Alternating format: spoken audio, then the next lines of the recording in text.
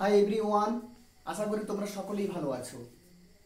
Heritage highlights চ্যানেলে তোমাদের সকলকেই স্বাগত জানাই। নতুনভাবে নতুন রূপে আমি আবার চলে এসেছি তোমাদের সামনে, তোমাদের জন্যই। ইতিহাসটাকে আমরা মুখস্থ করব না, পরীক্ষার সময় চাপ নেব না, আমরা বুঝব কেন, কোথায়, কিভাবে এসেছে আমরা পড়ব। চলো, তোমাদের আমি আজকে ইতিহাস পড়াবো না, একটা গল্প দিয়ে শুরু করি। আমরা বলি না, বাংলা হচ্ছে বিপ্লবের আঁতুর ঘর। বাংলাকে যদি আমরা বাদ দিয়ে দিই তাহলে বিপ্লবটা কিন্তু এত তাড়াতাড়ি সম্ভব হতো না। সেই বাঙালিদের একটা ছোট্ট কাহিনী আমরা শুনে নিই। একদিন ট্রেনে একটি বাঙালি এবং তার পাশে বসে আছেন একজন ইংরেজ সাহেব। তো বাঙালির মনে প্রশ্ন এলো যে সময় কত হয়েছে। তো ইংরেজদের হাত, যে ইংরেজের সামনে বসেছিল তার হাতে একটি ঘড়ি ছিল এবং সে হাতে দই নিয়ে খাচ্ছিল। হঠাৎ করে বাঙালির মনে প্রশ্ন রাখলো সময় কত হয়েছে। তো অতর্কিতে সে ইংরেজ সাহেবটি হাতে যে দই রয়েছে এই মনে নেই, কি করলো, এটা উল্টিয়ে দিয়ে অমুক কি 12টা বাজে। তার মানে এর দ্বারা কি বোঝানো যাচ্ছে যে আমাদের বাঙালি জাতি বুদ্ধিমান। তো যাই হোক, সেই বাঙালি জাতি একদিন কি হয়েছিল না, ইংরেজদের কাছে পরাস্ত হয়েছিল। কি হয়েছিল? পরাস্ত হয়েছিল। তো সেই জন্য দেখো, এই অধ্যায়টার নাম সেরকম রিলেটেড। কি আছে? ঔপনিবেশিক কর্তৃত্ব প্রতিষ্ঠা। ঔপনিবেশিক কর্তৃত্ব মানে কারা ঔপনিবেশিক শক্তি, কারা প্রতিষ্ঠা করেছিল? প্রশ্ন জাগে না? সেটা হচ্ছে ইংরেজরা প্রতিষ্ঠা করেছিল। তো আমরা কি জানি? ইস্ট ইন্ডিয়া কোম্পানি পড়েছিলাম আমরা। ইস্ট ইন্ডিয়া কোম্পানি এটা একটা কি না, বণিক সংস্থা। কি সংস্থা? বণিক সংস্থা। ইস্ট ইন্ডিয়া কোম্পানি একটি বণিক সংস্থা। তারা কি করেছিল না, 3টা জায়গায় কেন্দ্র করে তাদের বাণিজ্য ঘাঁটি তৈরি করেছিল। কি কি বাণিজ্য ঘাঁটি না? 1 কলকাতা, মাদ্রাজ আর বোম্বাই। কোন কোন না? কলকাতা, বোম্বাই ও মাদ্রাজ, এই 3টা ঘাঁটিকে কেন্দ্র করে। এই বাণিজ্য সংস্থা থেকে ইস্ট ইন্ডিয়া কোম্পানি হয়ে উঠেছিল ভারতবর্ষের সর্বসেবা একটি দল, এবং যাদের কর্তৃত্ব হরণের ফলে কি হয়েছিল না, ভারতবর্ষে প্রায় 200 বছরের শাসন ব্যবস্থা কায়েম তারা করেছিল। বণিকের মানদণ্ড পরিণত হয়েছিল রাজদণ্ডে। শুধুমাত্র ভারতবর্ষের মানুষের যে অন্তর্দ্বন্দ্ব, রাজাদের যে একটা নিজেদের মধ্যে অন্তর্কলহ, দুর্বলতা, নিজেদের মধ্যে ঐক্যবদ্ধের অভাব, এইসবের দরুন আমরা স্বাধীনতার অন্ধকারে, পরাধীনতার অন্ধকারে আমরা কি করলাম না, ইস্ট ইন্ডিয়া কোম্পানি এইভাবে ভারতবর্ষের সর্বসেবা হয়ে ওঠে। তো আমরা সেই ঔপনিবেশিক শাসন কিভাবে প্রতিষ্ঠিত হয়েছিল তার নমুনা আজকে জেনে নেব। যেটা আমাদের জেনে রাখা খুবই প্রয়োজন, সেটা হচ্ছে রেগুলেটিং আইন।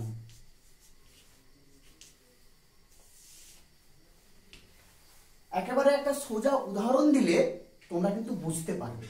সবার বাড়িতে দেখবে আমরা কি গ্রীষ্মকাল এলে কি করি? ফ্যান ছাড়ি, ঠিক তো? তাহলে ফ্যানের রেগুলেটর আছে, রেগুলেটর কি করি? বেশি গরম লাগছে একটু বাড়িয়ে দিলাম, আবার কম গরম লাগছে তাহলে একটু কমিয়ে দিলাম। তাহলে এইভাবে আমরা নিয়ন্ত্রণ, রেগুলেটিং মানে কি করা হচ্ছে? রেগুলেটর দ্বারা নিয়ন্ত্রণ করা হচ্ছে। তো এটা রেগুলেটিং কাদের জন্য আইনটা পাস হয়েছে না, এই কোম্পানির জন্য পাস হয়েছে। কাদের জন্য? কোম্পানির জন্য। কেন না, ইস্ট ইন্ডিয়া কোম্পানি বাণিজ্য করতে এসে ভারতবর্ষে কি করেছে না, দুর্নীতি করেছে। বাণিজ্যের নামে নিজেদের, শুধুমাত্র নিজেদের নয়, ইংল্যান্ডের নামটা কিন্তু ক্ষুণ্ণ করেছে। ইংল্যান্ডের রাজা রানীর নাম কি করেছে? ক্ষুণ্ণ করেছে, ছোট করেছে। কেন বললাম আমি কথাটা না, আমরা দেখতে পেয়েছি যে এলিজাবেথের কাছ থেকে ইস্ট ইন্ডিয়া কোম্পানি কি করেছে না, ছাড়পত্র নিয়েছে। কিসের ছাড়পত্র না, আমরা এশিয়া আফ্রিকার বিভিন্ন অনুন্নত দেশগুলিতে যাব এবং সেখানে বাণিজ্য করব। কিন্তু বাণিজ্য করতে এসে তারা দেখতে পেল ভারতবর্ষের মতো এত বড় দেশ, সেই দেশের মানুষরা কি করেছে, নিজেদের মধ্যে অন্তর্দ্বন্দ্বে জড়িত রয়েছে, তারা দেশকে ভালোবাসছে না, তারা ছড়িয়ে ছিটিয়ে রয়েছে, যার ফলে তাদের এই সুযোগ নিয়ে তারা কি করলো না বাণিজ্য করার নামে ধীরে ধীরে ভারতবর্ষের রাজনৈতিক, সামাজিক, অর্থনৈতিক সব দিক থেকে কিন্তু সর্বসেবা হয়ে উঠল। এমন দুর্নীতিতে জড়িয়ে পড়লো যার কারণে বাধ্য হলো ইংরেজরা তাকে এই কোম্পানিকে নিয়ন্ত্রণ করতে। আসলে এখানে একটা ইংরেজদের সুদক্ষ কূটনৈতিক চিন্তা ছিল, অভিজ্ঞতা ছিল। কি চিন্তা ছিল না, চিন্তাটা হচ্ছে যদি ইংরেজদেরকে ভারতবর্ষে স্থায়ীভাবে শাসন ব্যবস্থাকে কায়েম করতে হয় বা স্থির রাখতে হয়, তাহলে কি করতে হবে না কোম্পানির এই দুর্নীতিগুলোকে আস্তে আস্তে কি করতে হবে, বন্ধ করতে হবে। না হলে ইংরেজ শাসন ভারতবর্ষে চিরতরে বিনষ্ট হয়ে যাবে, শেষ হয়ে যাবে। তাই ইস্ট ইন্ডিয়া কোম্পানির করাপশনগুলোকে বা দুর্নীতিগুলোকে রোধ করার জন্য 1773 খ্রিস্টাব্দে পাস করা হলো কি না রেগুলেটিং অ্যাক্ট। রেগুলেটিং মানে নিয়ন্ত্রণ করা হচ্ছে। আর এই 1773 খ্রিস্টাব্দের রেগুলেটিং আইন অনুযায়ী 1774 খ্রিস্টাব্দে কলকাতায় একটি সুপ্রিম কোর্ট স্থাপিত হচ্ছে। কি বললাম না 1773 খ্রিস্টাব্দের রেগুলেটিং অ্যাক্ট আইন অনুযায়ী কলকাতায় 1774 খ্রিস্টাব্দে রেগুলেটিং অ্যাক্ট আইন পাস হচ্ছে। তো 1773 খ্রিস্টাব্দের রেগুলেটিং অ্যাক্ট আইন অনুযায়ী 1774 খ্রিস্টাব্দে কলকাতা কি হয়েছিল না সুপ্রিম কোর্ট স্থাপিত হয়েছিল। তাকে এই সুপ্রিম কোর্টের প্রথম বিচারপতি ছিলেন স্যার এলিজা ইম্পে। তাহলে প্রশ্ন হচ্ছে যে সুপ্রিম কোর্টটা কি সত্যিকারে ভারতীয়দের মঙ্গলের জন্য স্থাপন করেছিল নাকি বিদেশিদের? প্রশ্ন এটাই জানি, এটা তোমাদের কাছে থাকলো, তোমরা কমেন্ট করে জানাবে। এটা ইন্টারেস্টিং প্রশ্ন যে কলকাতায় সুপ্রিম কোর্ট স্থাপন হচ্ছে, ইংরেজরা স্থাপন করছে, তাহলে এই সুপ্রিম কোর্টটা প্রশ্ন জাগে না তোমাদের মনে? এই সুপ্রিম কোর্টটা যারা স্থাপন করছে উদ্দেশ্যটা কি? তোমরা কমেন্ট করে জানাবে, অবশ্যই অতি অবশ্যই জানাবে, এটা তোমাদের জন্য প্রশ্ন থাকলো। তো আমরা পরবর্তী পার্টে যাব। তোমাদের কি মনে হচ্ছে যে রেগুলেটিং অ্যাক্ট দ্বারা কোম্পানিকে মনে হয় একদিনে স্থির করে দিল, ঠিক করে দিল? মনে হচ্ছে তোমাদের? হয়তো মনে হতে পারে ইংরেজ দেখতে ভালো, ফর্সা একেবারে, আমাদেরকে তো কালো আদমি বলতো, কালো আদমি গালিগালাজ করতো, হ্যাঁ, সেনাবাহিনীতে কাজ করলেও আমাদের ভারতীয়দের সম্মান করতো না, তারা একই কাজ করলেও। তো সেই ভারতবর্ষে তারা কি করলো না সুপ্রিম কোর্ট প্রতিষ্ঠা করছে, তারা কোম্পানিকে কি করছে না দুর্নীতি রোধের জন্য রেগুলেটিং অ্যাক্ট আইন পাস করছে। তাহলে সত্যি কি কোম্পানি সুধরে গেছে? মানে আমরা বলতে পারি একটা সংস্থাকে বা একটা কোম্পানিকে আর ইংরেজরা কি করছে, ইংল্যান্ড থেকে নিয়ন্ত্রণ করার জন্য রেগুলেটিং আইন পাস করেছে যে অনেক তোমরা করেছো চুরি, আর নয়, তোমরা চুরি করো কিন্তু দেখে শুনে, বুঝে শুনে করবে। চুরি করতে পারো, চুরি করতে কোনো দ্বিধা নেই, যাতে কেউ বুঝতে না পারে। অর্থাৎ তুমি করাপশন করবে কিন্তু আমাদেরকে জানিয়ে করো, আমাদেরও কিছু দাও, ঠিক আছে? এইভাবে রেগুলেটিং অ্যাক্ট কি হলো না কোম্পানিকে নিয়ন্ত্রণ করতে পারলো না। তাই কাকে পাঠাতে হলো বলো তো তোমরা? তাই পাঠাতে হলো 1784 খ্রিস্টাব্দে। কাকে? 1784 খ্রিস্টাব্দে কে এলো না উইলিয়াম পিট। কে ছিল না ইংল্যান্ডের তৎকালীন প্রধানমন্ত্রী। তিনি এলো কি না রেগুলেটিং অ্যাক্টের ত্রুটি বিচ্যুতিগুলোকে দূর করার জন্য। সেই একই ব্যাপার, এক কোম্পানির দুর্নীতি তাকে রোধ করছে রেগুলেটিং অ্যাক্ট। আবার রেগুলেটিং অ্যাক্ট সবগুলো ত্রুটি বিচ্যুতি দূর করতে পারেনি, যার কারণে পিটকে আসতে হলো ভারতবর্ষে যে আমি দেখছি কি করা যায়। মানে ব্যাপার একটা, উদ্দেশ্য ছিল একটা, চুরি করো, দুর্নীতি করো, যা করতে পারো, কিন্তু কেউ বুঝতে যাতে না পারে। বুঝতে পারলে কি হবে না আমরা যে স্বপ্ন দেখেছি ভারতবর্ষের মতো এত একটা বড় দেশ, যে দেশে প্রচুর সোনার ডিম পাড়া হাঁস রয়েছে, প্রতিদিন সোনার ডিম পাওয়া যাবে, তাহলে সেই হাঁস তো যদি প্রথম দিনই মেরে দিই। একটা গল্প তোমরা নিশ্চয়ই জানো, কি গল্প বলো তো? একটা লোক তার বাড়িতে সোনার ডিম পাড়া হাঁস ছিল, ঠিক তো? তো একটা একটা করে পারতো, একটা কি হবে, একটাই বড় লোক হতে পারবো না। সে কি করলো না বলে সেই হাঁসের পেটে প্রচুর ডিম রয়েছে, কি করতে হবে না আমি একদিনে বড়লোক হবো, দিল কেটে। আর কি হয়েছে, সে বড়লোক হতে পেরেছে, তাহলে হাঁসটা মরে গেল, আর সে সোনার ডিম পেল না।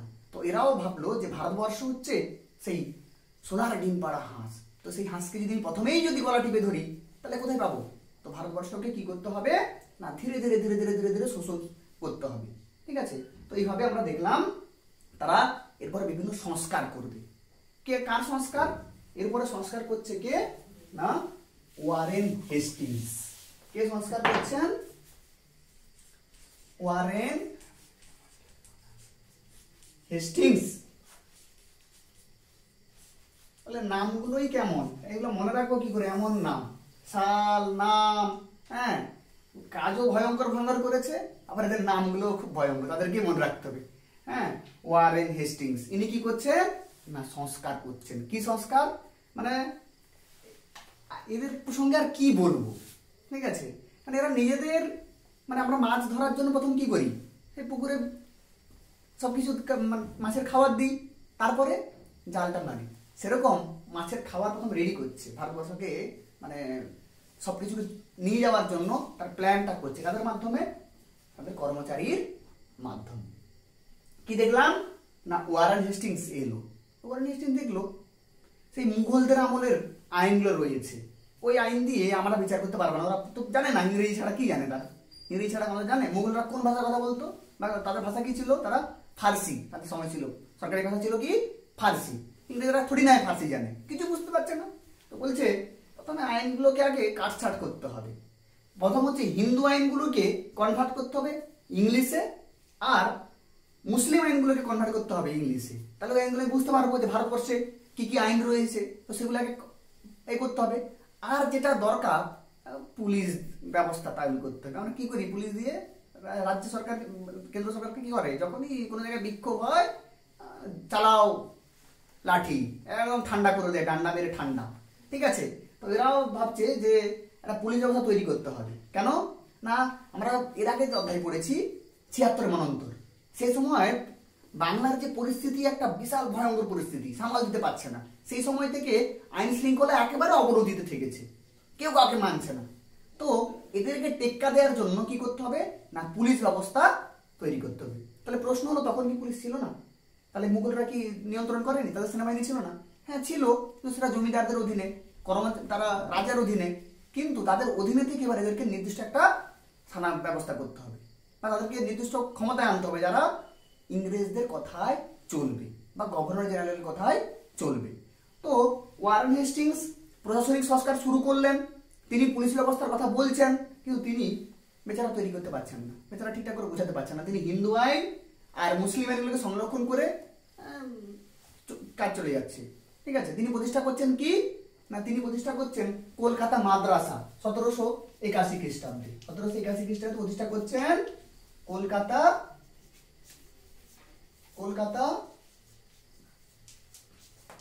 মাদ্রাসা, ঠিক আছে। এগুলোকে ট্রান্সলেট করার জন্য, ঠিক আছে, প্রাচ্য চর্চার জন্য তিনি করছেন। প্রাচ্যের যা কিছু রয়েছে সেগুলো তো দিতে হবে।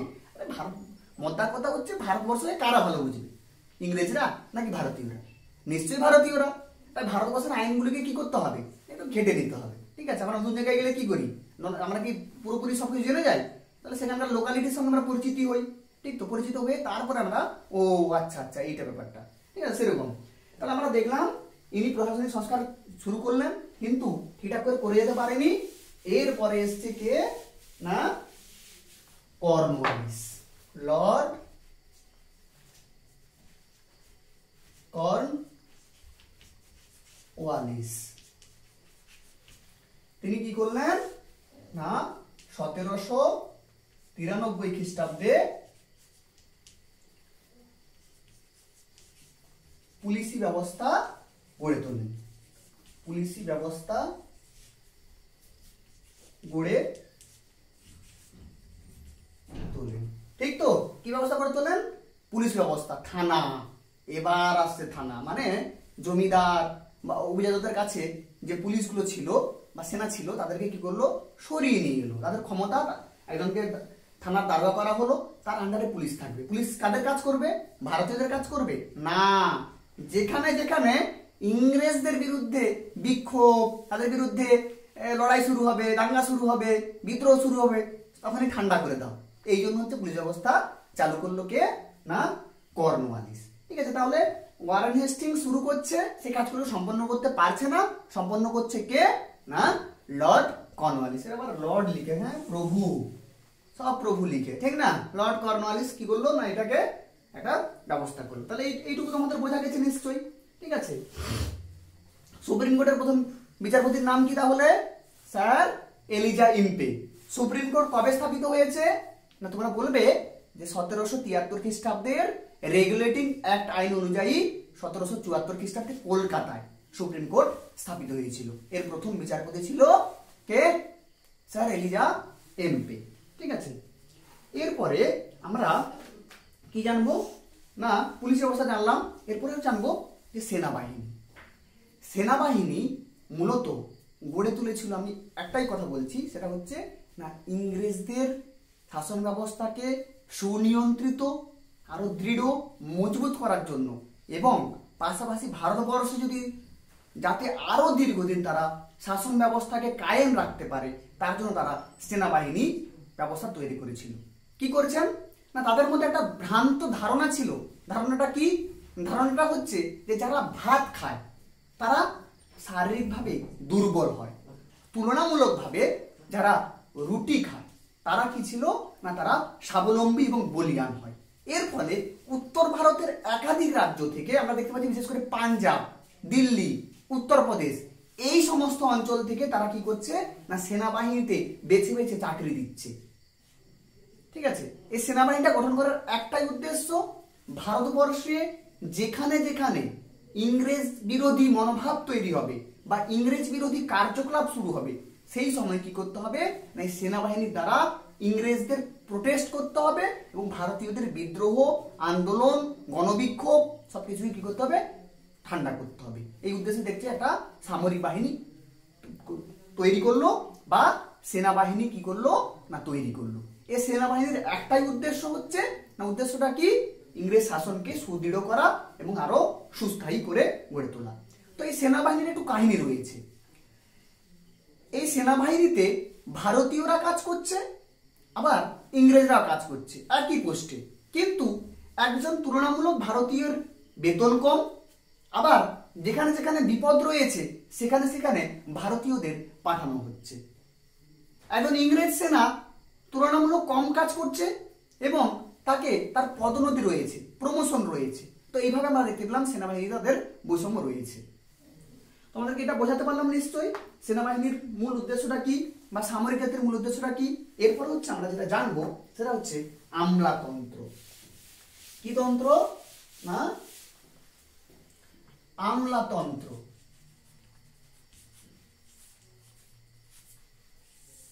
দেখো আমাদের রাজ্যের ধরো যিনি মুখ্য হবেন, মুখ্যমন্ত্রী হবেন, বা যিনি শাসক দল হবেন বা কেন্দ্রের শাসক দল হবেন, ওনারা পড়াশোনায় দক্ষ হোক কিংবা না হোক, যারা প্রশাসনকে পরিচালনা করবেন তাদেরকে অবশ্যই কি হতে হবে? না শিক্ষিত হতে হবে। তো লর্ড কর্নওয়ালিস কি করলেন? না তিনি বুঝতে পেরেছেন একটা প্রশাসনকে চালাতে গেলে কি করতে হবে? না দক্ষ, শিক্ষিত এবং দুর্নীতিমুক্ত লোকেদের চাকরিতে প্রয়োজন। আমরা 1844 খ্রিস্টাব্দে যে একটা ঘোষণা হয়েছিল, লর্ড হার্ডিং ঘোষণা করেছিল যে সরকারি চাকরিতে যোগ্য হওয়ার জন্য কি করতে হবে? না ইংরেজি শিক্ষা বাধ্যতামূলক। ঠিক আছে, তো আমরা লর্ড কর্নওয়ালিস বুঝতে পেরেছিলেন যে কোম্পানিতে যারা চাকরি করে তাদের তুলনামূলক বেতন কম, তারা বেশি পরিশ্রম করছে, তাদের পদোন্নতির সুযোগ নেই, একই পোস্টে সারা জীবন কাজ করে যাচ্ছে, যার ফলে তারা কি করছে? বিভিন্ন দুর্নীতিতে যুক্ত হয়ে যাচ্ছে। তাই তিনি কি করলেন? না দুর্নীতিমুক্ত, স্বচ্ছ এবং সুদৃঢ় শাসন ব্যবস্থাকে পরিচালনা করার জন্য একটা আইন প্রবর্তন করছেন, যাকে বলা হচ্ছে কি? তো দুর্নীতিমুক্ত প্রশাসন গড়ে তুলতে লর্ড কর্নওয়ালিস কি করেন? না কোড কর্নওয়ালিস বা কর্নওয়ালিস কোড চালু করেন। Cornwallis code.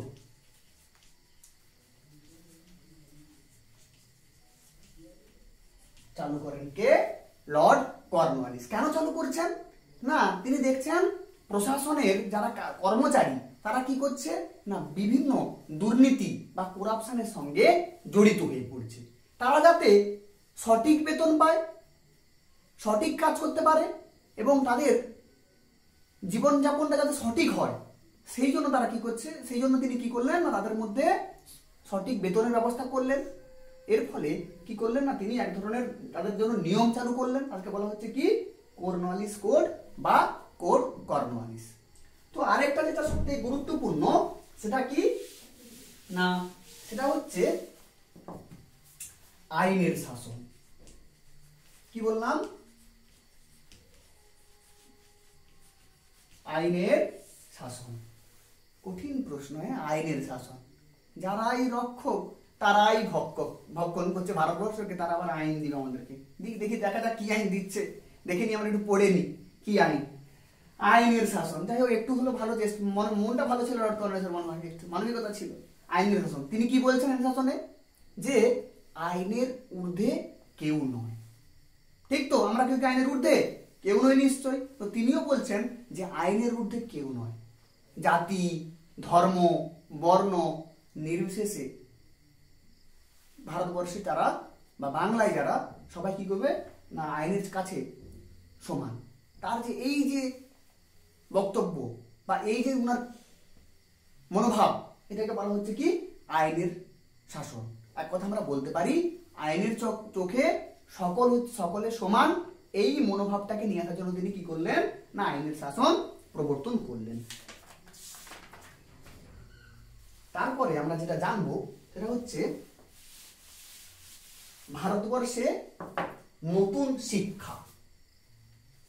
কি হচ্ছে না নতুন শিক্ষা। ভারতবর্ষের মতো এত বড় দেশে যদি ইংরেজ শাসনকে সুস্থায়ী করতে হয় তাহলে কি করতে হবে না ইংরেজ অনুগত একদল মানুষ তৈরি করতে হবে। তাদেরকে কি শিক্ষা দিতে হবে না ইংরেজি শিক্ষা দিতে হবে। তাহলে কি শিক্ষা না ইংরেজি শিক্ষা। এই জন্য বারে বারে কেউ বলছে যে পাশ্চাত্য শিক্ষা, কেউ বলছে প্রাচ্যের শিক্ষা। 1813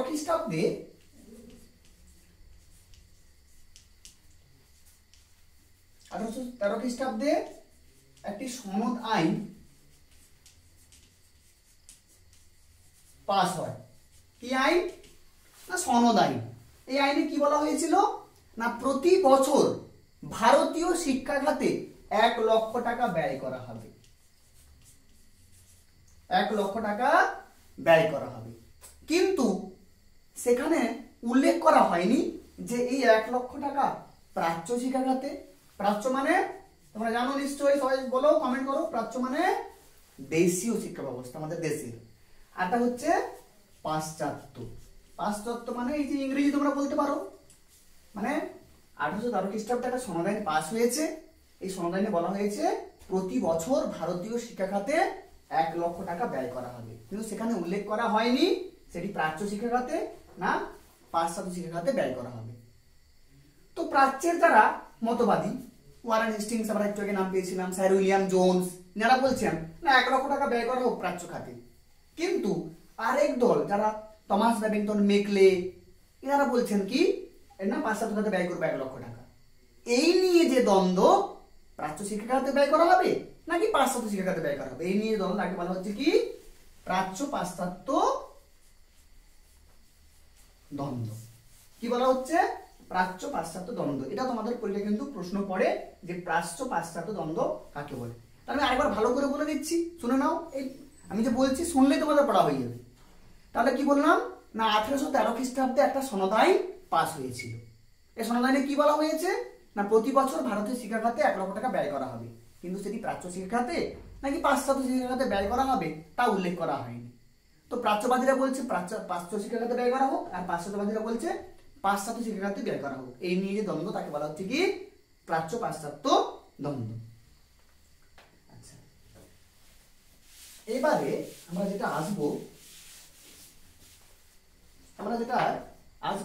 সেটা হচ্ছে বিভিন্ন মিশন।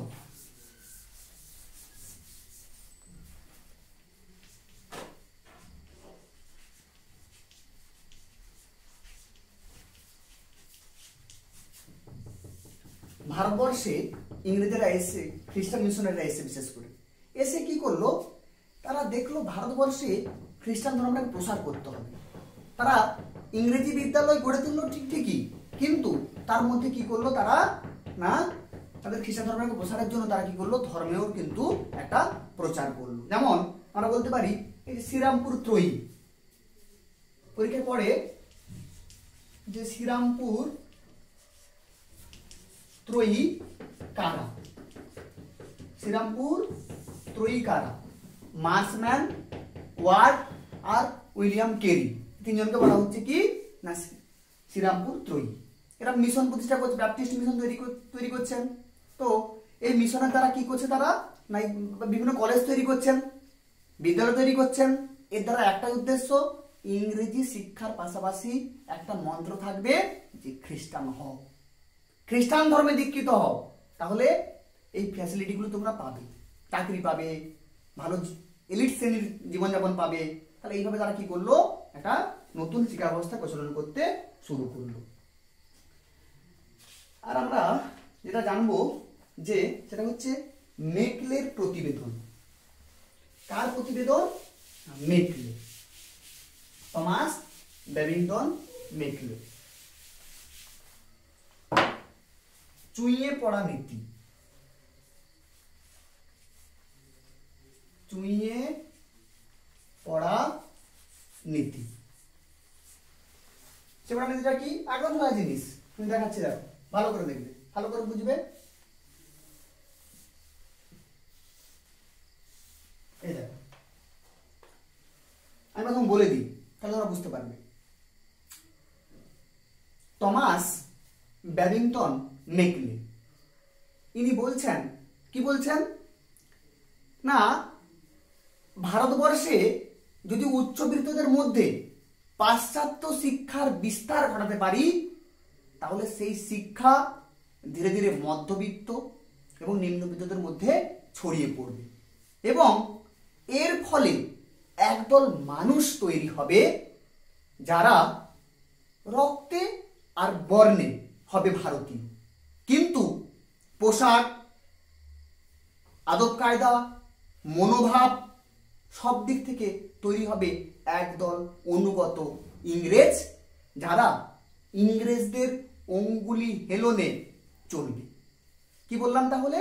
একদল অনুগত ইংরেজ তৈরি হবে যারা কি হবে না ওদের কথায় চলবে। তাহলে প্রথমে হচ্ছে কে না উচ্চবিত্ত, উচ্চবিত্ত। তারপরে কাকে দেখতে পাবো না মধ্যবিত্ত, তারপরে নিম্নবিত্ত। তাহলে এখানে যদি আমরা পাশ্চাত্য শিক্ষা,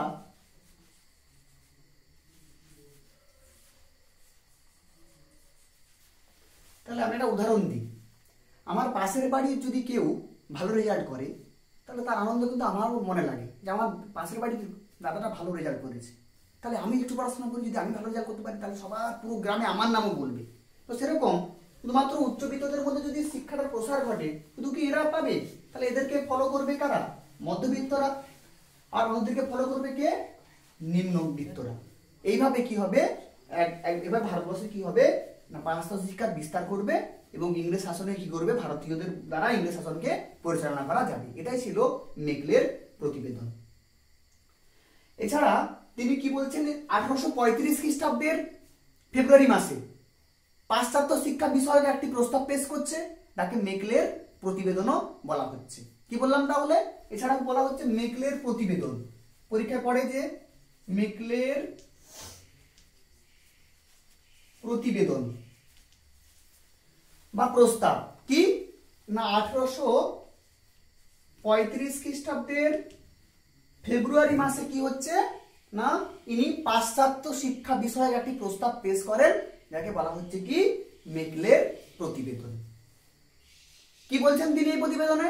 তিনি বলছেন প্রাচ্যের শিক্ষা একেবারে নিকৃষ্ট, জঘন্য, যেখানে বৈজ্ঞানিক চেতনাই নাই, কিন্তু আমাদেরগুলো ভালো, ওদেরগুলো ভারতীয়গুলো ভালো নাকি, ভালো নয়, ঠিক আছে। তো এইভাবে তিনি ঘৃণা প্রকাশ করছেন। আসলে এদের ঘৃণা প্রকাশের পেছনে বা অন্তরালে একটাই উদ্দেশ্য, যে ভারতবর্ষকে আমরা লুণ্ঠন করব, লুট করব, ছলে বলে কূটকৌশলে, ঠিক আছে।